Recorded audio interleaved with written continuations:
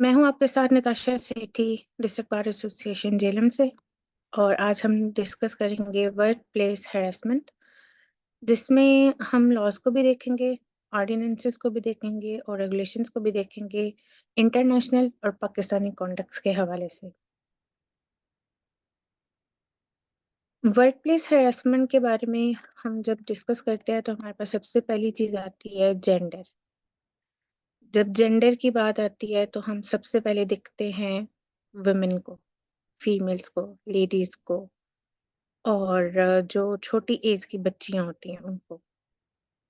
उसमें हमारे पास second thought जाता ही नहीं है कि जेंडर अगर हैरेसमेंट होती है तो वो मर्दों की भी हो सकती है, लड़कों की भी हो सकती है, बच्चों की भी हो सकती है। ठीक है। तो वर्क प्लेस हैरेसमेंट सिर्फ लड़कियों की नहीं होती, लड़कों की भी होती है।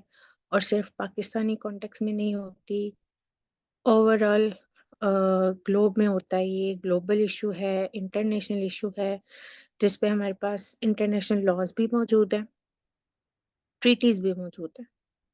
ठीक है। तो अभी हम जो वर्क प्लेस हैरेसमेंट डिस्कस करेंगे वो दोनों कॉन्टेक्स्ट के रिलेटेड होगा, लेकिन पाकिस्तानी कॉन्टेक्स्ट के रिलेटेड ज़्यादा होगा। इसमें वर्क प्लेस हैरेसमेंट की डेफिनेशन देख लेते हैं। Workplace harassment is a pervasive issue that affects employees across the globe, transcending cultural and geographical boundaries. This has the aims to shed light on the various types of workplace harassment faced by women, examining the laws, ordinances, and regulations in both international and Pakistani contexts.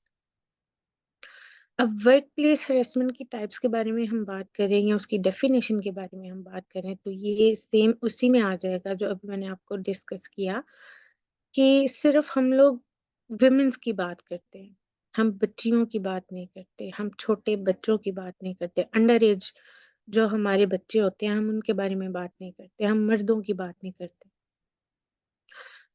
Women एक ऐसा topic है जिस पे हम जितना चाहे लिख सकते हैं, जितना चाहे बोल सकते हैं। तो वुमेन हैरेसमेंट के बारे में हम जो टाइप्स डिस्कस करेंगे उसमें सबसे पहली हमारे पास सेक्सुअल हैरेसमेंट। सेक्सुअल हैरेसमेंट हर औरत के लिए ज़हनी तौर पे और जिस्मानी तौर पे दोनों तरह से तकलीफ दे होती है। कभी आप जेस्चर्स ऐसे यूज कर देते हैं, कभी आप बुली कर देते हैं, कभी आप कोई ऐसी हरकत कर देते हैं जिससे वुमेन्स अनकंफर्टेबल हो जाती हैं। ठीक है। Sexual harassment remains a prevalent form of work placement harassment. It encompasses unwelcome advances, sexual favors, verbal और physical conduct होते हैं जिसमें, और unnatural offenses में भी ये चीज़ें आती हैं। काफ़ी सारी चीज़ें हम ऐसी देखते हैं वर्क प्लेस पे जो वुमेन्स को हैरेस करने में आती हैं। इसमें सबसे पहले हमारे पास इन्वायरमेंट को देखा जाता है कि जहाँ हम काम कर रहे हैं उसका इन्वायरमेंट कैसा है, हमारे कलीग्स कैसे हैं, हमारे सीनियर्स कैसे हैं, हमारे मैनेजर्स कैसे हैं। ठीक है। Protection against harassment of women at the work place act 2010, ये अप्लाई किया जाता है ऑल ऑर्गेनाइजेशंस पे, चाहे वो प्राइवेट हैं चाहे वो पब्लिक है। और ये डिज़ाइन करता है आपके लिए एक ऐसा सेफ इन्वायरमेंट जिसमें आप प्रोटेक्शन के साथ और सेफ्टी के साथ काम कर सकते हैं। अब वुमेन्स क्या करती हैं, बहुत सी ऐसी वुमेन्स जो वर्क प्लेस आउट स्टेशन भी काम करती हैं, इन सिटी भी काम कर रही होती हैं, जब वो कलीग्स बन जाते हैं तो वो अपने weak points, strong points, family issues एक दूसरे के साथ शेयर करना शुरू कर देते हैं। जब आप शेयर करना शुरू कर देते हैं तो वो आपके वीक पॉइंट्स जो होते हैं दूसरों के हाथ में चले जाते हैं। वो आपको उन बेसिस पे भी हैरेसमेंट क्रिएट करते हैं, आपको टेंशन देते हैं, आपके बारे में बातें करते हैं, आपको बुली करते हैं। और अगर कोई ऐसी फीमेल्स जो फाइनेंशियली तौर पर कमजोर होती हैं, वो फिर ऐसे लोगों के हाथ में चली जाती हैं जो उनका खिलौना बन जाती हैं। तो यहाँ ये चीजें देखने में आती हैं कि हैरेसमेंट होती क्यों है।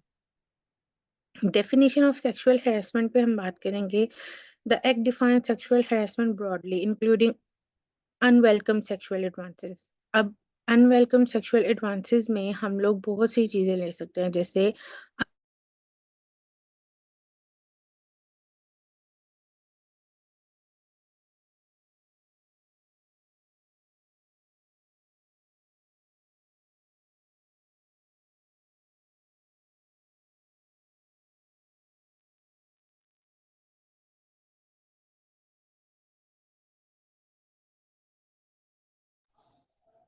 मैम आवाज़ नहीं आ रही है आपकी। आवाज़ रुक गई है।